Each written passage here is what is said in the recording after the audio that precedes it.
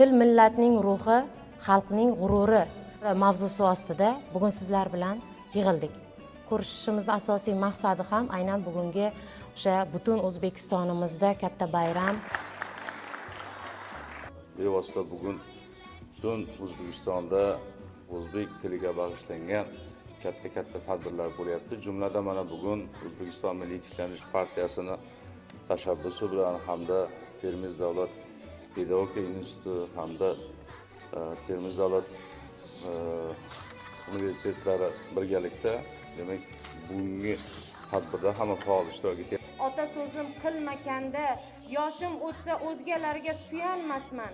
Mendan keyin uyim bo'lsa parokanda, jigar bandim sendan ham hech rozimasman. Qizalog'im, sha'ning doim balandda tut, to'g'ri bo'lsang, davralarda bosh egmasman. Onang senga mehri ila berdi oq sut, yuzim qaro qilsang sendan rozimasman.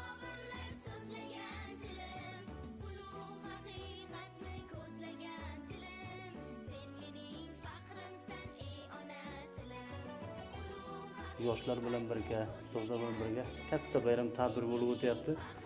Bundan ko'zlangan asosiy maqsad hammamiz bilamiz, o'zbek tilimizni ulug'lash, qadrlash, asrash, avaylash va bizdan keyingi avlodlarga albatta yetkazib berishdan iborat.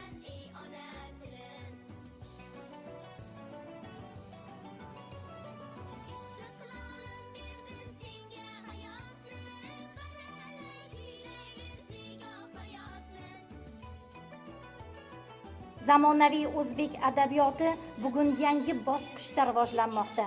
Ijodkorlar milliy, o'zlik, tarix, ma'naviyat, vatan va inson taqdiri kabi mavzularni yangicha qarashlar bilan yaratmoqda. Bizning partiyamizning ham maqsadi mana shu tilimizga bo'lgan e'tiborni albatta kuchaytirish va bizning faxrimiz bo'lgan tilni avaylab asrash. Vatanimizga, elimizga, ota-onasiga, xalqiga xizmat qiladigan yoshlarni ko'paytirasiz.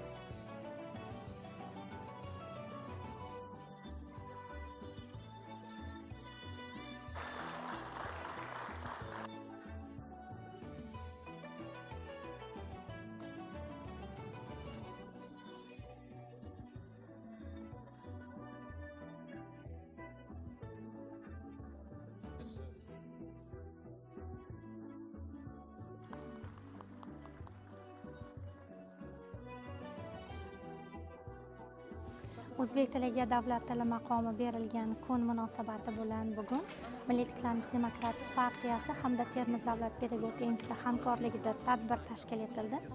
Albatta, tilimizni asrab avaylash bu nafaqat filologlarni, balki butun O'zbekistonda yashaydigan har bitta insonning burchi deb bilaman.